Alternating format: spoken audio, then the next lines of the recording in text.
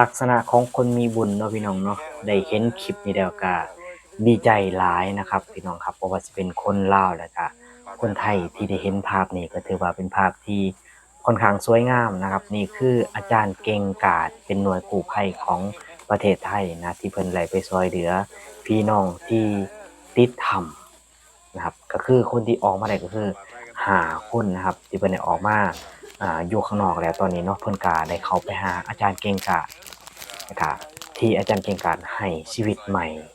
แก่กับพวกเพิ่นเนาะพี่น้องเนาะโอ้โฮไปทั้งให้แล้วก็น้ำตาแล้วก็ขอบมกขอบใจหลายก็ถือว่าเป็นภาพที่สวยงามเป็นอ้อมกอดที่อบอุ่นนะครับก่อนอื่นก็ขอขอบคุณนะครับขอขอบใจอาจารย์เก่งกาจแล้วก็ทีมงานหน่วยกู้ภัยหลายๆเด้อพี่น้องเด้อแล้วก็มีหน่วยงานอื่นอีกเยอะแยะมากมายเนาะพี่น้องเนาะ แต่ว่าปัจจุบันเห็นคลิปนี้แล้วนะครับก็ถือว่าเป็นภาพที่สวยงามนะครับเพราะว่าปัจจุบันก็นั่งเบิ่งสักพักก็ได้เห็นแล้วก็น้ำตาซึมนะครับพี่น้องเพราะว่าครั้งหนึ่งเราบ่คิดบ่ฝันเนาะว่าสิเจอเหตุการณ์แบบนี้เนาะก็ถือว่ามีคนมาช่วยเหลือมีคนมาช่วยเราขึ้นจากที่เราบ่รู้ว่าสิรอดหรือบ่รอดเนาะก็คือเป็นการให้ชีวิตใหม่เรานั่นเองเนาะพี่น้องเนาะนี่ก็คือเป็นภาพที่ค่อนข้างสวยงามเนาะพี่น้องเนาะเพิ่นก็ได้ พอน้องๆเพิ่นก็ได้ซื้อกับข้าวกับน้ำไปกินเนี่ยก็คือความคิดฮอดนั่นแหละครับกับข้าวกับน้ำก็มีเลือดแป้งมีหยังอาหารบ้านเฮาเนาะมีเบียร์มีหยังนะครับก็ถือว่าเป็นภาพที่ค่อนข้าง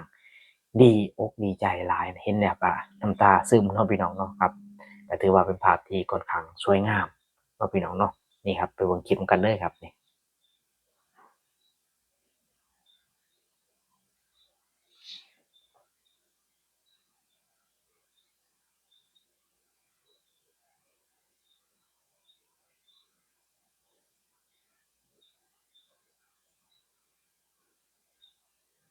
นี่นะครับพี่น้องครับคนลาวเฮานะครับก็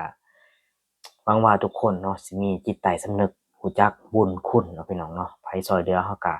ต้องมีบุญคุณแก่เขามี